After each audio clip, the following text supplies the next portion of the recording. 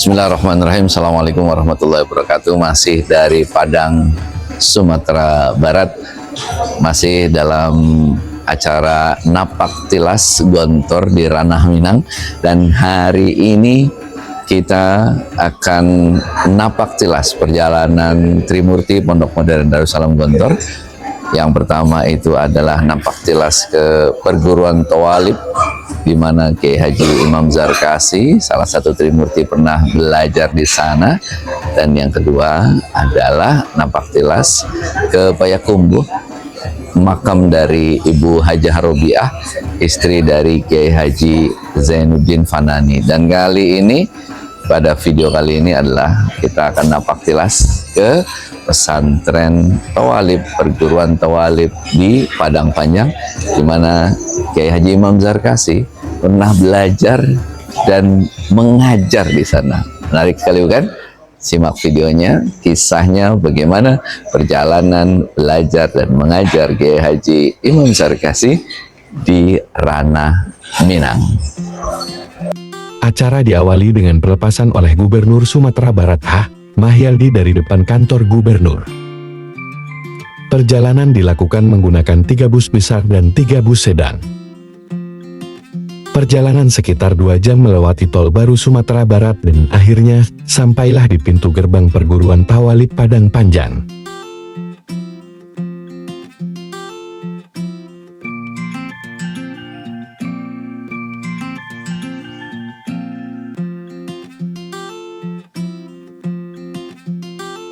Rombongan disambut dengan barikat dan juga tarian khas Minang.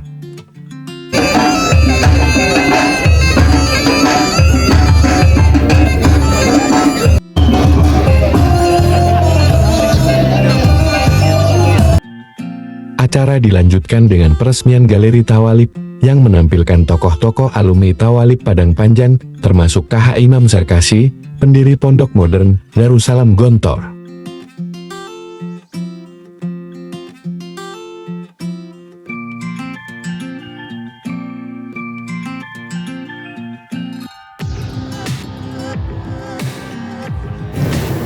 Bismillahirrahmanirrahim. Assalamualaikum warahmatullahi wabarakatuh. Alhamdulillahil wahidil ahad al-fardis samad alladzi lam yalid wa lam yulad wa lam yakul lahu kufuwan ahad. Selamat datang di Kota Padang Panjang, di Thawalib Padang Panjang. Mudah-mudahan pertemuan kita pada hari ini memberi berkah yang luar biasa untuk Thawalib Padang Panjang, untuk Gontor, dan untuk Indonesia. Bapak Ibu yang saya hormati, juga salam penghormatan yang tidak bisa kami sebutkan pada Bapak dan Ibu yang hadir pada hari ini, khususnya dari keluarga besar Gontor yang pada hari ini mengikuti kegiatan napak tilas keberlanjutan sanad Gontor, dan dalam rangka 100 tahun Gontor atau 1 abad Gontor. Saya tidak panjang menyampaikan karena memang waktunya singkat. Pertama, Thawalib Padang Panjang pada hari ini sudah berusia 114 tahun, terhitung semenjak dimulainya sistem klasikal. Tapi kalau kita rujuk dari sistem halakah ilmiah, Thawalib itu sudah berumur 127 tahun. Tepatnya ketika dimulai halakah ilmiah di Surau Jembatan Besi, atau kemudian disebut dengan Masjid Zu'ama. Di lokasi ini Thawalib Padang Panjang baru mulai tahun 1928. Pasca gempa yang terjadi di Kota Padang Panjang dan meluluh lantakan masjid, bangunan masjid, dan Thawalib berhijrah ke sini pada tahun 1928. Hingga hari ini sudah 114 tahun, dan di rentang waktu 28 sampai 30-an itulah Buya Kiai Haji Zarkasi menjadi talib ataupun santri Thawalib, dan sekaligus beliau dalam ceritanya juga menjadi guru di Thawalib. Jadi ada sebuah keunikan juga di Thawalib ini, di Tawalib ini termasuk di masa saya, murid itu sekaligus bisa menjadi guru. Jadi bagi santri-santri yang memiliki pengetahuan yang mumpuni, maka biasanya guru memberikan ruang untuk mengajar bagi murid-murid tersebut. Dan sampai tahun 90-an kita masih mengalami hal yang sama. Nah, saya tidak akan bercerita panjang, paling tidak dalam pertemuan Buya Zarkasi dengan Tawalib. Tentulah Buya Zarkasi bukan menjalankan misi pribadi, tapi ini adalah keluarga Gontor yang pada saat itu mungkin mengutus atas nama Buya Zarkasi. Dan ini semata-mata juga bukan untuk pendidikan beliau sendiri, tetapi lebih menjadi sebuah sejarah transmisi pengetahuan pendidikan Islam di Indonesia dan di belahan dunia ini. Saya kira Buya Zarkasi bukan hanya sekedar menuntut ilmu ke sini, tetapi juga membawa misi keagamaan, misi keimanan, dan juga misi moral yang diajarkan oleh Rasulullah SAW. Kita tidak bisa keluar dari misi keagamaan dalam menuntut ilmu. Misalnya Allah Subhanahu wa taala menjelaskan, yarfa'illahu alladziina aamanu minkum walladziina utul ilma darajat. Saya kira para tokoh kita juga dibangun atas motivasi ini, bahwa kemuliaan seseorang itu hanya diukur oleh iman dan ilmunya. Atas dasar itulah Buya Zarkasi saya kira datang ke Tawalib membangun sebuah jejaring ilmu pengetahuan, bukan hanya sebuah proses pendidikan saja, tapi sekaligus membangun sebuah kekuatan pendidikan melalui lembaga pendidikan itu sendiri. Yang kedua yang saya ingat semenjak saya sekolah di sini, guru-guru selalu menanamkan bahwa kita harus melakukan jihad, perjuangan di dalam menuntut ilmu, dan juga jihad untuk menyebarkan ilmu. Walladzina jahadu fina lanahdiyannahum subulana. Pengetahuan yang didasarkan pada basic jihad ini, kesungguhan ini, maka agama itu akan berkembang lewat ilmu pengetahuan. Yang ketiga, saya terenyah juga ketika melihat Profesor Kiai Haji Amal pergi salat zuhur. Kebetulan saya menemani beliau. Tiba-tiba beliau langsung duduk, kemudian membuka sepatu dengan sangat sederhananya. Saya kira apa yang diajarkan oleh guru-guru Tawalib termanifestasi dalam perilaku tentang moral murid-muridnya, sampai bahwa kesederhanaan itu adalah sesuatu yang penting. Jadi tidak hanya ilmu, tidak hanya institusi pendidikan, tetapi juga soal amaliyah, soal akhlakul karimah, soal moral yang ditanamkan oleh para guru dulu. Saya kira Gontor dengan panca jiwanya itu paling tidak juga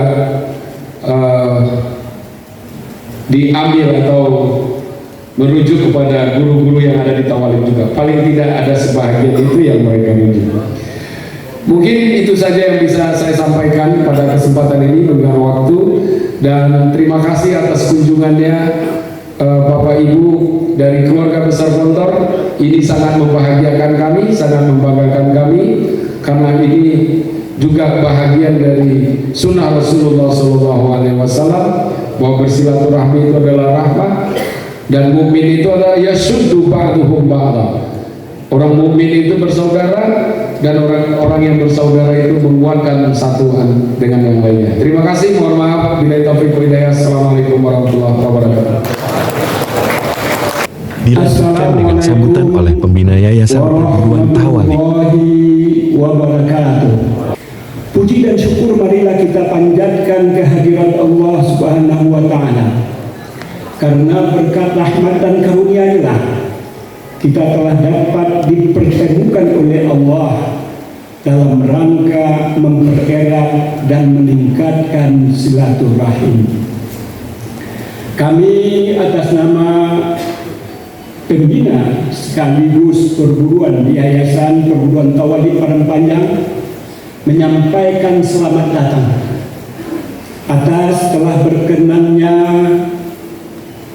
pimpinan dan rombongan Pondok Pesantren Gontor menjenguk dan melakukan silaturahim dalam rangka 100 tahun Pondok Pesantren Gontor berdiri.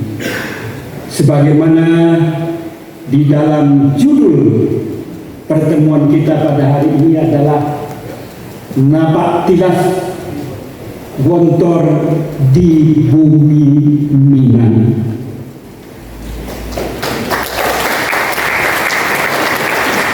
Jelas di sini bahwa peran daripada Minang, khususnya Tawalib Padang Panjang, sebagaimana dikemukakan oleh Ketua Yayasan, baru saja beliau sampaikan bahwa tri pendiri Gontor, salah seorang di antaranya adalah pernah menjadi murid dan juga menjadi guru di perguruan Tawalib Padang Panjang ini. Kami dari pimpinan perguruan tentu merasa bangga dan bahagia di mana salah seorang dari orang yang pernah belajar di Tawalib ini bisa menumbuh kembangkan pikiran, visi, misi daripada Tawalib itu. Saya sebetulnya ingin panjang lebar untuk menyampaikan bagaimana relasi hubungan Bapak Zarkasih Nur dengan Tawalib.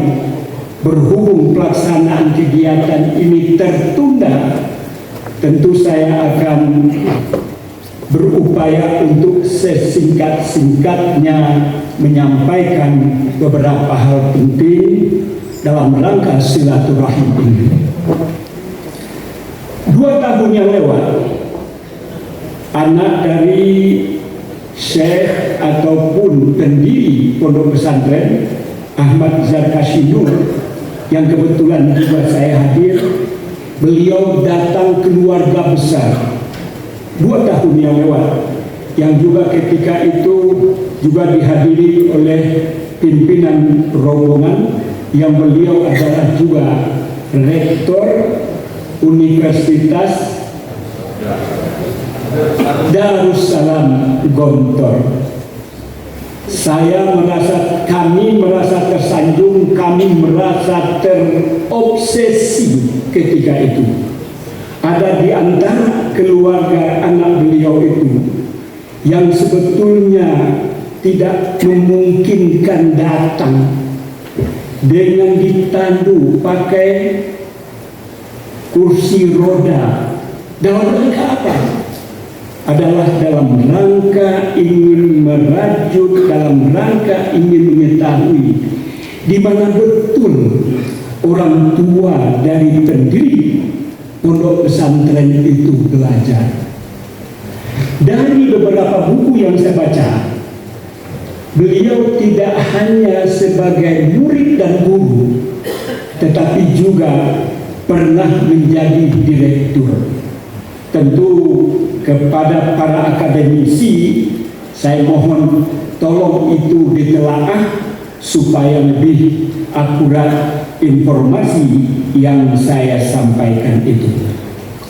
Dalam rangka membangun relasi antara Pondok Pesantren Gontor dengan Perguruan Tawalib Padang Panjang, saya tidak akan bacakan, cukup singkat yang saya ungkapkan adalah bahwa Imam Zarkasih sebelum menuntut ilmu di kampung halamannya di beberapa pesantren, karena beliau ini adalah haus tentang ilmu, beliau tidak hanya 1-2 pesantren yang dia ingin belajar, terutama adalah di kampung halaman. Kemudian berikutnya beliau pergi ke Solo untuk menambah khasanah keilmuannya itu. dan itu pun juga tidak hanya 1-2 pesantren yang dia menjadi murid. Ini juga bagian bagi kita. Kenapa tidak ini menjadi motivasi juga bagi anak-anak kita yang sedang belajar, bahwa menuntut ilmu tidak ada puas-puasnya yang dilakukan oleh Pak Zarkashi Nur ini. Lalu ketika tahun 1935 beliau menyeberang ke Sumatera. Jangan lihat Sumatera, jangan lihat Indonesia pada hari ini.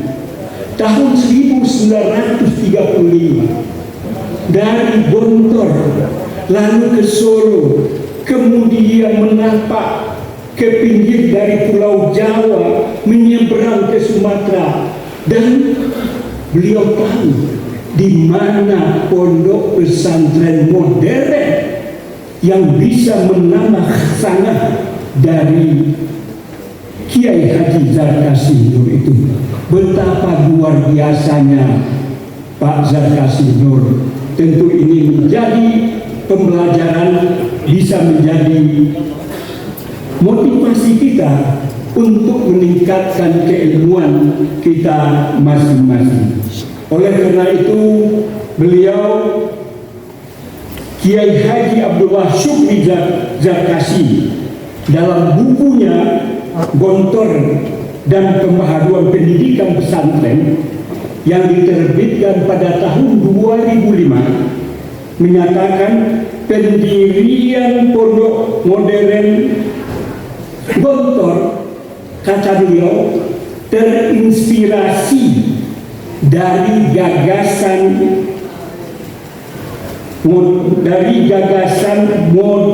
modern Sumatera Wali dan Normal School di Subang. Itulah yang menginspirasi beliau. Oleh karena itu, hubungan yang relasi yang sangat luar biasa ini, tentu kami berharap jangan ini merupakan yang pertama dan yang terakhir. Bagaimana kita selalu membangun relasi yang luar biasa, dan alhamdulillah kepemimpinan pengurus yayasan hari ini sudah berupaya melakukan kerjasama, di mana beberapa orang dari alumni Tawalib ini juga sudah mendapatkan beasiswa kuliah di Universitas Darussalam yang dibangun oleh pondok pesantren modern itu. Terakhir, kami menyampaikan permohonan maaf manakala dalam pelaksanaan penyambutan yang kami lakukan kurang tegur sapanya, kemudian makanan yang disajikan kurang enak atau dalam bahasa Minang kurang asam garamnya, dan terakhir duduk yang tidak pada tempatnya. Mohon maaf atas segala kekurangan. Billahi taufiq wal hidayah. Wassalamualaikum warahmatullahi wabarakatuh.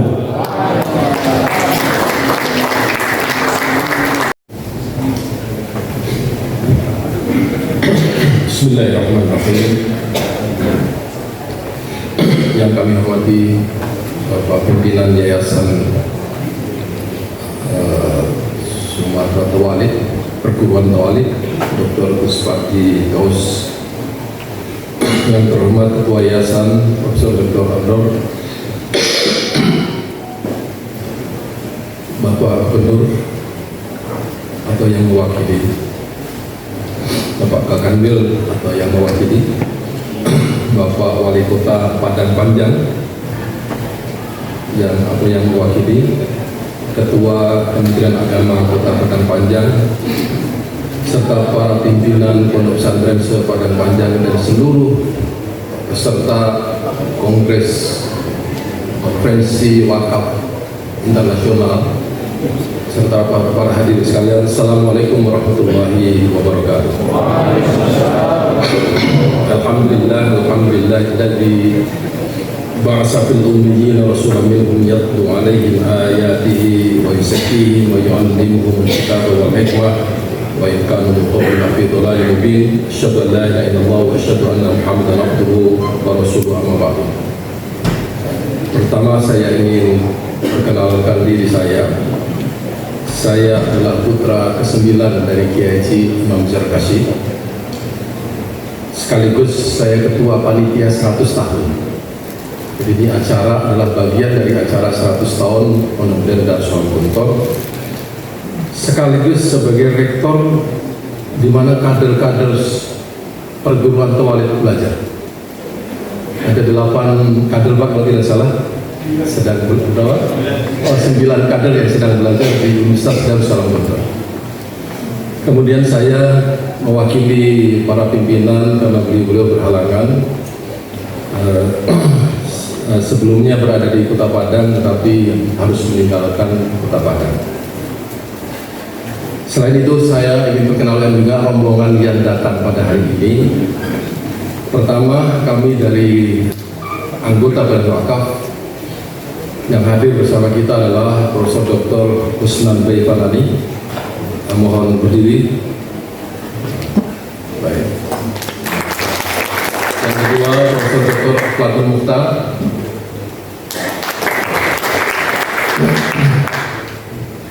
Bersama kita juga Ketua Forum Pesantren Alumni Gontor. Namanya bukan ketua, namanya Khalifah. Bapak Dr. Zulkifli Kiai Haji Zulkifli Waldi. Beliau adalah Rektor Universitas Cordoba di Sumbawa Barat, sekaligus pimpinan Pondok Pesantren Al-Ikhlas, mantan Bupati Sumbawa Barat. Jadi beliau ini umarok ulama, akademisi, lengkap bersama. Yang sekjennya adalah Dr. Anang Rizza Machadi. Nah ini acara ini di tangan beliau semuanya. Nggak ada beliau nggak jadi. Kemudian bersama kami juga ada pimpinan-pimpinan pondok ya termasuk sering disebut di media nasional Al-Ustadz Dr. Sofwan Manaf.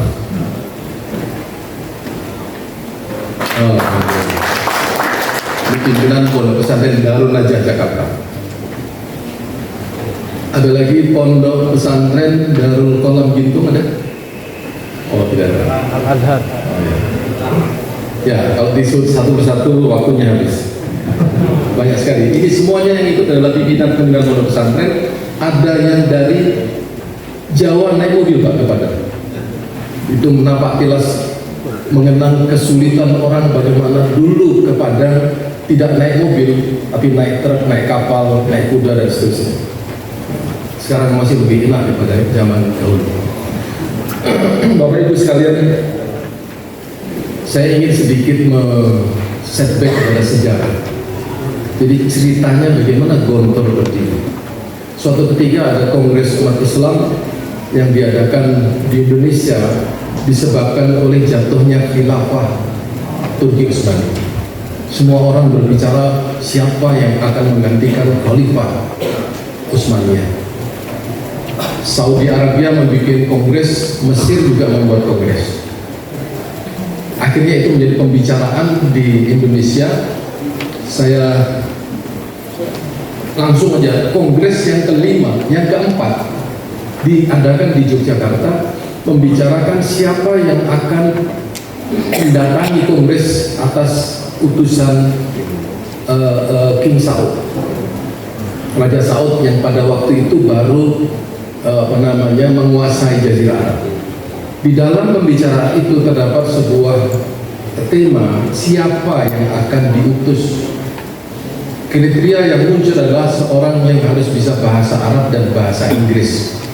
Ternyata pada waktu itu tidak seorang pun menguasai bahasa Arab dan bahasa Inggris pada waktu yang sama.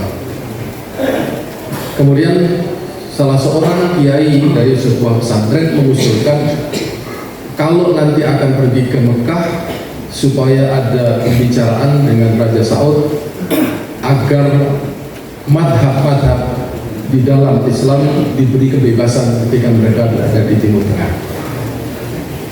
Tapi kemudian usulan dari kiai ini tidak diperhatikan oleh para mu'tamirin, para peserta kongres. Akhirnya kongres ke-6 yang diadakan di Bandung memutuskan ya, orang yang akan berangkat itu adalah orang yang bisa bahasa Arab dan orang yang bisa bahasa Inggris. Yang bisa bahasa Arab adalah Kiai Mas Mansur, yang bisa bahasa Inggris adalah Cokro Aminoto. Dua orang ini pun berangkat. Apa yang tersisa di dalam kongres itu adalah sebuah pikiran yang dibawa pulang oleh Kiai Haji Ahmad Sahal. Kenapa di Indonesia tidak ada orang yang bisa bahasa Arab sekaligus bisa bahasa Inggris? Muncullah kemudian sebuah ide gimana menciptakan ulama sekaligus seorang intelektual. Muncul kemudian ide bagaimana menciptakan lembaga pendidikan yang mengajarkan ilmu pengetahuan agama dan ilmu pengetahuan umum. Kiai Haji Ahmad Sahal yang paling besar pada waktu itu pulang masih umur puluhan tahun 1925. Umur beliau masih 21 tahun, 24 tahun. Adiknya Kiai Zainuddin Panahi masih berumur 20 tahun. Adiknya lagi masih berumur 15 tahun. Tiga orang ini tidak tahu bagaimana wallahu a'lam bishawab, tiba-tiba mempunyai ide yang sama. Kiai Haji Imam Zarkasi mondok di pesantren tradisional di sekitar Ponorogo. Kiai Haji Ahmad Sahal mondok di Siwalan Panji, kemudian ke Termas. Kemudian sudah segera beliau pulang, tidak sabar untuk segera mendirikan, merealisasikan itu. Beliau kemudian memulai dengan sebuah lembaga pendidikan yang disebut dengan Tarbiyatul Atfal, hanya mendidik orang-orang kampung sekitar. Kiai Haji Zainuddin Panahi kemudian mondok di sekitar juga, melanjutkan sekolah di Kuliatul Muballighin di Yogyakarta, sekaligus menjadi seorang jurnalis dan seorang penulis. Beliau kemudian diutus oleh Muhammadiyah menjadi dai ke Sumatera bersama dengan Hamka dan Abdul Malik, Ahmad Malik Siddiq. Tiga orang ini adalah dai yang dikirim ke Sumatera. Itu hal yang lain. Apa yang penting di sini?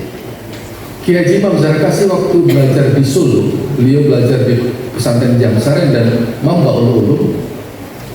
Yang penting lagi bertemu dengan seorang Arab yang namanya Osman Al-Hashimi.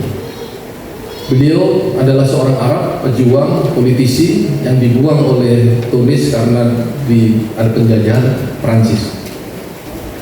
Sampai ke Indonesia, beliau mengajar di situ. Kiai Haji Imam Zarkasi belajar kepada beliau. Nah, suatu hari beliau menceritakan kepada Syekh Al-Hashimi bahwa saya ini sebenarnya mendapatkan beasiswa ke Timur Tengah. Tapi karena saya bukan orang Arab, saya tidak mendapatkan beasiswa itu, diambil oleh orang Arab. Kalau begitu, kamu harus belajar sama alumni yang berasal dari Mesir. Oh, di mana itu? Ada di Sumatera Barat.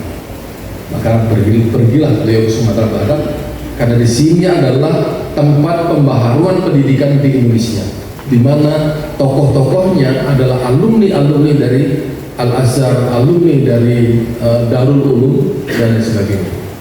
Berangkat ke sini, pertama beliau menuju Sumatera Tawalib, tidak salah, selama 2 tahun, kemudian melanjutkan ke Normal Islam di Padang Panjang. Iya, di Padang. Kemudian yang menarik sekali, tahun 1932 ketika Kiai Haji Imam Zarkasi sedang belajar di sini, abangnya berada di Palembang. Pak Panahi adalah seorang penulis. Beliau menulis buku yang berjudul Pedoman Pendidikan Modern. Modern itu sudah ada di dalam pikiran beliau itu. Sementara Kiai Haji Ahmad Sahal membayangkan bagaimana sebuah lembaga pendidikan modern bisa diciptakan. Kemudian ketemulah Imam Zarkasi dan Zainuddin Panahi. Yang satu sedang belajar, yang satu adalah seorang tokoh Muhammadiyah. Di situ saya ikut membaca buku pedoman itu, nampak sekali bahwa pikiran beliau berdua sudah modern. ada satu kata yang saya ingat, bahwa pendidikan lebih penting dari pengajaran. Kalau anak-anak diajar dengan ilmu pengetahuan, dia akan cerdas. Tetapi tanpa pendidikan, dia tidak akan membawa manfaat untuk keluarga dan bangsanya. Sungguh menarik sekali. Banyak inspirasi yang diperoleh oleh Kiai Haji Imam Zarkasi ketika di Toilet ataupun di Normal Islam. Disitulah apa yang dicita-citakan oleh Kiai Haji Ahmad Sahal dan adik-adiknya ini menyatu. Tidak ada rekayasa. Tiba-tiba saya juga sama, saya juga sama, saya juga sama. 3 orang bersaudara biasanya bertengkar, Pak. Betul, 3 orang bersaudara miskin, tiga-tiganya miskin. Biasanya selalu bertengkar. Dan ketiga orang ini adalah orang-orang keras. Ayah saya ini orang yang pemarah. Ya, kalau salah sedikit marahnya sudah nggak karuan. Ya, kaki saya sudah sangat sering sekali mendapat pukulan. Ya, karena saya memang kadang-kadang tidak taat. Sulit. Beliau itu belajar di Padang. Di sini beliau belajar bagaimana berbicara dengan baik dan teratur. Maka kalau ada santri yang dari Padang, kalah ngomongnya dengan beliau. Di sinilah mereka belajar, beliau belajar berbicara. Begitu belajar menjadi direktur di Padang Sidempuan, beliau tahu bagaimana kerasnya orang Medan. Maka kalau dia marah seperti orang Medan, itulah yang kemudian menjadi kenapa disiplin di Gontor itu sangat keras. Beliaunya sangat keras sekali. Bahkan beliau pernah berkata kepada kami mempunyai santri 1000, anak 11. Kenapa bisa mendidik 1000 orang, nggak bisa mendidik 11 orang? Anak saya harus berhasil. Alhamdulillah, Pak, dengan diwakafkan Pondok Modern Gontor tahun 58, kami yang masih kecil-kecil, alhamdulillah 6 orang dari 11 orang alhamdulillah sudah dokter. Itu berkat, justru berkat karena wakaf.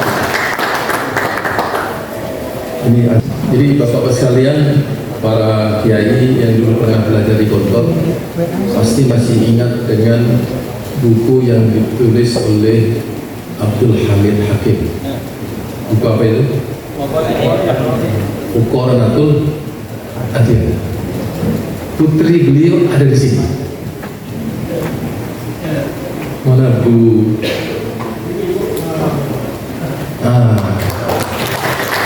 Ini putri beliau.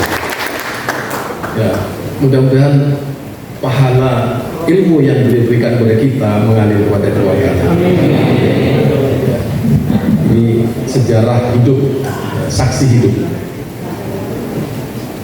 Selama 2 tahun kalau tidak salah beliau belajar di perguruan Tawalik, sekaligus mengajar. Memang sudah biasa pada waktu itu, dan itulah yang kemudian menjadi tradisi di Gontor. Setelah itu beliau ke Padang, belajar dengan Profesor Dr. Mahmud Yunus dengan model Kulliyatul Muallimin Aslamiyah. Sebenarnya saya rasa tidak ada bedanya dengan Tawalik, karena pada waktu itu di Jawa yang disebut dengan pondok pesantren itu tidak ada tidak ada ilmu pengetahuan umumnya, sehingga pondok pesantren menghasilkan ulama-ulama yang memahami kitab turos, kitab-kitab klasik yang terdiri dari fikih, akidah, bahasa Arab dan tasawuf. Bahkan ketika Gontor dulu berdiri, yang mengajarkan bahasa Arab dan pengetahuan umum itu mendapatkan cibiran dari para pimpinan pesantren yang hanya mengajarkan kitab terus. Tapi tidak masalah, pimpinan Gontor terus mempunyai tekad yang kuat ingin memperbaharui sistem pendidikan Islam di Indonesia melalui pendidikan pesantren. Terjadilah sebuah proses integrasi. Jadi pulang ke sana beliau berhadapan dengan abangnya Kiai Haji Ahmad Sahal yang memang khusus mendalami kitab-kitab itu di pesantren-pesantren, dan beliau adalah murni alumni Pondok Pesantren Salafiyah. Ya. Jika demikian, kita integrasikan saja sistem pondok pesantren dengan nilai-nilainya yang begitu mulia dengan sistem madrasah modern yang beliau ambil dari tawalib dan normal Islam. Itulah yang kemudian menjadi sebuah pesantren yang unik. Belum pernah pada waktu itu yang namanya pondok pesantren mengajarkan kitab kuning dan kitab putih. Belum ada pada waktu itu. Dan yang lebih lagi menjadi sorotan masyarakat pada waktu itu, pakaian pada waktu itu sudah berpantalon. Saya kira orang Sumatera Barat juga banyak begitu di awal-awal, sudah berpantalon. Jadi ini aneh. Pada pagi hari mereka pakai pantalon, pada malam hari dan sore hari mereka sholat ke masjid pakai sarung. Mau dituduh tidak tradisionalis, pakai sarung juga. Mau dituduh modernis, ya pakai sarung. Tapi juga mau dituduh tradisionalis tidak bisa karena pakai celana. Di Gontor itu juga ada yang disebut dengan wirid jahri ba'da kulli sholatin. Itu ciri dari pondok pesantren tradisional. Ada juga beduk sebagai tanda itu syarat sahnya sebuah pesantren. Di suatu ketika di Gontor ada para kiai-kiai yang datang ke Gontor. Begitu sholat subuh dia melihat wirid, kemudian melihat kunut. Gontor ternyata alhamdulillah NU. Begitu pagi hari lihat anak-anak pakai celana, ini Muhammadiyah atau NU? Sedih membingungkan. Itulah sebuah sistem pendidikan yang tidak terlalu memperhatikan hal-hal yang sangat superficial. Ternyata kemudian menjadi sebuah lembaga pendidikan yang menghasilkan alumni-alumni yang memberikan kontribusi kepada bangsa dan negara Indonesia. Tahun 42, Gontor melahirkan meluluskan seorang yang namanya Idham Khalid. Ya, 15 tahun kemudian Idham Khalid menjadi tokoh nasional, menjadi pendamping setianya Wahid Hasyim, kemudian menjadi ketua Kongres Islam Asia Afrika. Dia kemudian menjadi wakil Perdana Menteri, Menteri Sosial, dan luar biasa peran beliau di pemerintahan. Mohon maaf kalau mau bertakabur, itu hadiah Gontor. Sistem Gontor yang merupakan campuran dari tawalib, dari normal Islam, dari pesantren menjadi sebuah sistem menghadiahkan tokoh seperti itu. Bukan hanya itu, setelah itu muncul orang yang namanya Nurholis Majid. Tidak sampai 20 tahun dia menjadi seorang tokoh mahasiswa, himpunan mahasiswa Islam yang mempunyai intelektualitas dan mempunyai pengetahuan Islam yang tidak bisa dikalahkan oleh teman-temannya pada waktu itu. Bermunculan kemudian periode saya, Dr. Din Samsuddin. Beliau itu adalah seorang anak muda yang begitu luar biasa orasinya. Sejak di Gontor sudah sangat bagus pidatonya. Tiba-tiba menjadi ketua PP Muhammadiyah. Ya, qadarullah pada saat yang sama NU dipimpin oleh orang yang namanya Hasyim Mujadi yang juga alumni dari Gontor. Ya, kita tidak takabur dengan itu, tapi inilah hadiah Gontor untuk umat Islam.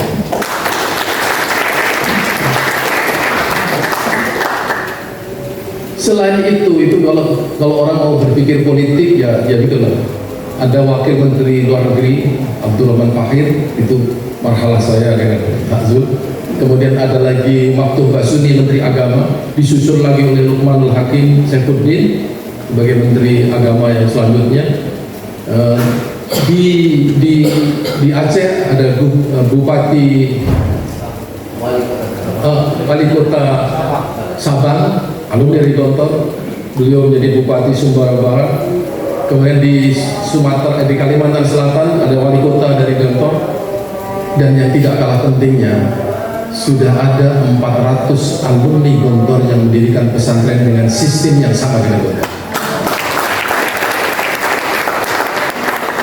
dari 400 itu punya cucu, punya alumni yang mendirikan pondok pesantren yang serupa dengan Gontor.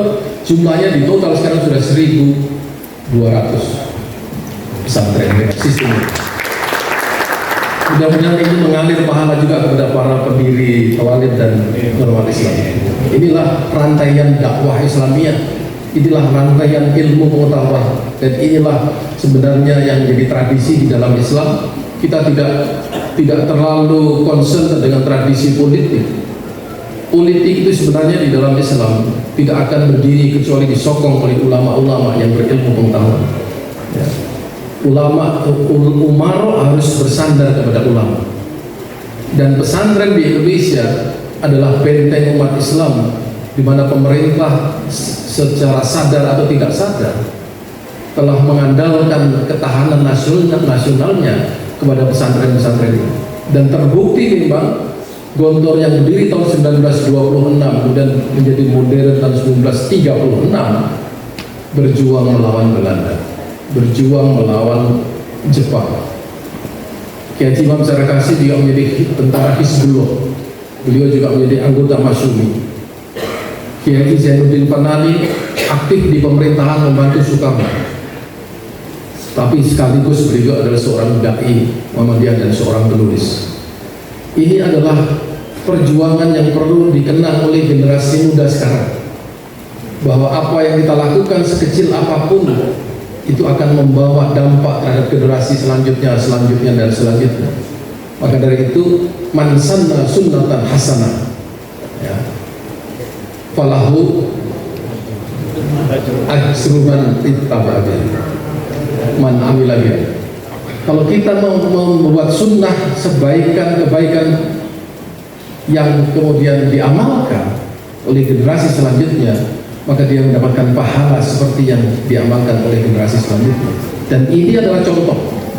Tawalib adalah contoh, Gontor adalah contoh, pondok-pondok pesantren alumni adalah contoh bagaimana kita mensunnahkan, membiasakan, membuat tradisi kebaikan-kebaikan itu kepada seluruh umat manusia, baik di Indonesia ataupun di dunia. Dan alhamdulillah di Thailand sudah ada berdiri pondok modern Gontor didirikan oleh alumni kita. Maka dalam 100 tahun kedua ini, kami nih yang muda-muda, sebenarnya sudah tua ya, bermimpi suatu saat nanti ada pondok-pondok cabang Gontor di luar negeri. Karena alumni kita sudah banyak. Di Unida sekarang ada mahasiswa dari Kamboja, ya, ada mahasiswa dari Turki, ada mahasiswa dari Filipina. Ya. Dan mahasiswa-mahasiswa itu melihat bagaimana sistem Gontor dijalankan, dan mereka mempunyai cita-cita, nanti kalau saya punya sekolah, saya akan membuat sekolah seperti ini.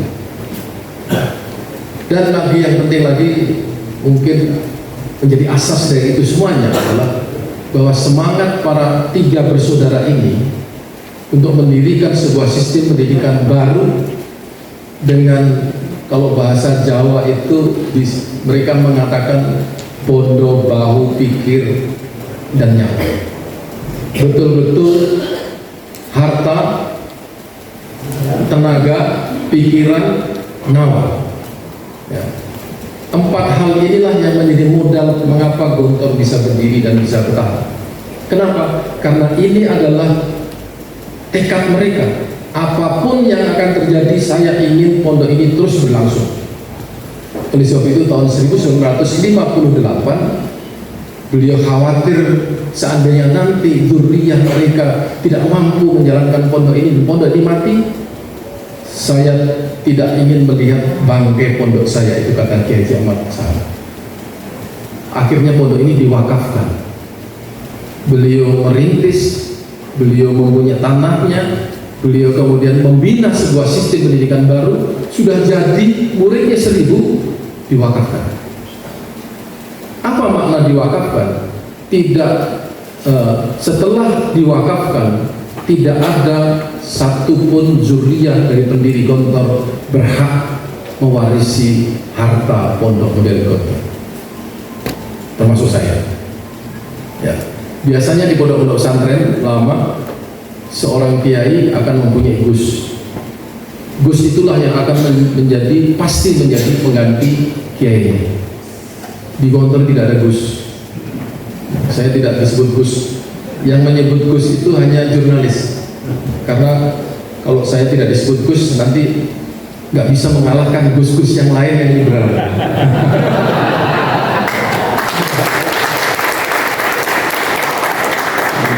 Ya, itu wartawan. Saya bilang oke, tidak ada masalah. Tapi di Gontor Anda nggak akan bisa menyebut saya Gus.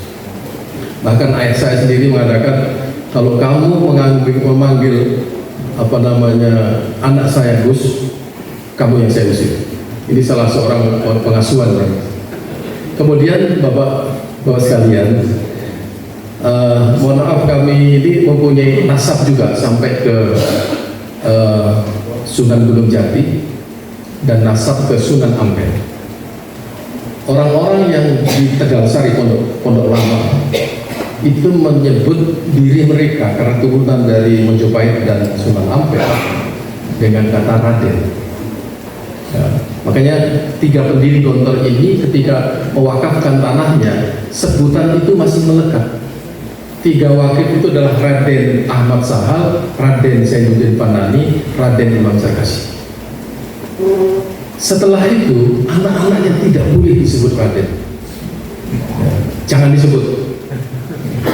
Itu beliau ingin menghilangkan feodalisme yang melekat di dalam masyarakat kita. Jadi kalau di dalam bahasa Mahfudot yang beliau belajar dari sini, la taqulu hadza abi kana nabi. Itu hafalan-hafalan yang ada di sana. Itu menghilangkan feodalisme.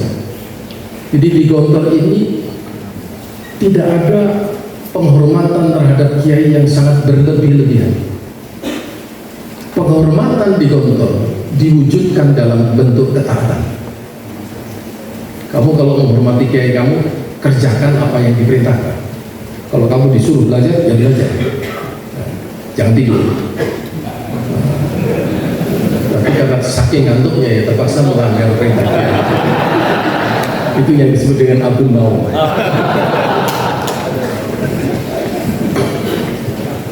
Selanjutnya Bapak Ibu sekalian, Gontor diwakafkan oleh 3 orang wakif. Tetapi anehnya 3 orang wakif ini masih menangani lembaga pendidikan yang diwakafkan itu. Wakif menjadi tabir. Kok bisa? Ternyata di dalam fikih masih bisa. Ya, bisa ya. Jadi wakifnya menjadi nazir. Kenapa kok dia menjadi nazir? Karena dia mewakafkan sebuah sistem yang belum jadi. Wakaf sistem yang belum jadi ini dikembangkan dari hari ke hari, sampai menjadi sebuah sistem yang mantap. Ada asramanya penuh, kemudian ada fasilitasnya, ada masjidnya, ada balai pertemuan dan sebagainya. Bahkan di dalam piagam wakaf itu, beliau mempunyai cita-cita yang tidak terbayang oleh kita sekarang, bahwa Gontor harus dikembangkan menjadi universitas Islam yang bermutu dan berarti. Tidak terbayang kita sekarang ini berdarah-darah membuat perguruan tinggi, Pak. Ya. Dan ternyata menjadi kebutuhan umat Islam sekarang ini. Kita tidak cukup mencipta anak-anak tamat tingkat menengah. Dia tidak akan langsung menjadi pemimpin. Yang langsung menjadi pemimpin adalah tamatan S1 atau S2 dan S3. Kami dengan FPAG ini mempunyai satu kesepakatan. Oke, 100 tahun kedua, sekarang hanya ada 36 perguruan tinggi pesantren alumni Gontor. Pada abad kedua Gontor kita akan hasilkan 200 perguruan tinggi pesantren. Karena negeri ini banyak dipimpin oleh alumni perguruan tinggi negeri. Alumni UGM selalu memimpin, alumni ITB menjadi menteri, alumni UNER menjadi menteri. Enggak ada alumni pesantren, karena pesantren tidak mempunyai perguruan tinggi. Oleh sebab itu kami menghimbau kepada Tualit, ya, buatlah perguruan tinggi.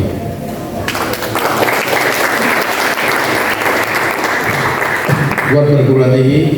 Kalau ingin belajar dari Gontor, mohon maaf, tidak takabur, Pak. Gontor ini di Indonesia ada 4.000 perguruan tinggi, Pak. Yang terakreditasi unggul hanya 200. Salah satunya Universitas Darussalam Gontor. Silahkan kalau ingin belajar di sana, kader-kader juga sudah di sana. Kita share semua pengalaman yang sudah ada di Universitas Darussalam Gontor kepada seluruh umat Islam, khususnya pondok-pondok pesantren, supaya bertahun-tahun kita berjuang mendidik anak bangsa ini. Jangan hanya menghasilkan, itu juga harus meningkatkan lagi menjadi sebuah lembaga pendidikan yang menghasilkan orang yang berkualitas. Dan mulai dari sekarang kita persiapkan, orang ramai dengan demografi, ramai dengan 100 tahun Indonesia 2045, tapi orang tidak pernah berpikir bagaimana mempersiapkan SDM yang berkualitas tahun 2045 ini. Kita sokong semua pesantren. Ya, kita kalau dibolehkan alumni S2 dari UNIDA dengan prodi yang ada, silahkan diambil oleh bapak-bapak sekalian untuk memberikan program studi di perguruan tinggi masing-masing. Silahkan, karena ini adalah untuk Indonesia. Terakhir kami ucapkan terima kasih atas sambutannya yang luar biasa. Selalu kami datang ke sini harus makan sirih, Pak. Dulu saya makan semuanya, tapi perut saya jadi rasa. Ya, terima kasih sambutannya, luar biasa. Silaturahmi kita harus kita teruskan. Ya. Silahkan datang ke Gontor, Pak. Ya. Kalau ke Gontor itu tidak bisa satu hari, Pak, karena harus banyak bicara, diskusi, melihat, bertemu dengan para santri dan mahasiswa. Jadi kami silakan semua bapak-bapak, termasuk dari pemerintah Sumatera Barat. Ya. Dulu dari Universitas Islam Internasional Malaysia, rektornya datang bersama dengan 30 dekan dan satker-satker yang ada di sana, lihat Gontor. Ya, mohon maaf, rektor AIUM saja dia sangat salut dengan Gontor karena dia bilang mahasiswa saya tidak se-skillful mahasiswa UNIDA. Ya. Di Gontor itu ada sebuah pentas seni yang disebut dengan panggung gembira, itu dilakukan oleh anak-anak SMA. Ya. Cara membuatnya, desainnya semuanya full dilakukan oleh santri. Rektor tadi itu lihat, ada seninya, ada puisinya, ada pantunnya, ada drama dan sebagainya. Rektor dari Malaysia itu geleng kepala, saya tidak yakin mahasiswa saya bisa buat seperti itu. Itulah hasil pendidikan. Jadi kita pendidikan di Gontor itu pendidikan holistik, ya, mendidik santri dengan ilmu, dengan iman, dengan amal. Tiga hal inilah yang menjadi tiang daripada agama Islam, dan ternyata betul-betul menghasilkan. Mungkin kalau dikatakan Gontor adalah school of life, itu bisa karena kita mengajarkan kehidupan, bukan hanya ilmu pengetahuan. Kalau dikatakan Gontor sebagai school of leaders, buktinya memang ada alumni-alumni yang selalu menjadi pemimpin di tempat-tempat tertentu. Ya. Kalau dikatakan sebagai Gontor sebagai school of thought, sebagai cara sekolah yang menghadirkan cara berpikir yang khusus, itulah yang akan kita usahakan di dalam Universitas Darussalam Gontor. Terima kasih. Wassalamualaikum warahmatullahi wabarakatuh.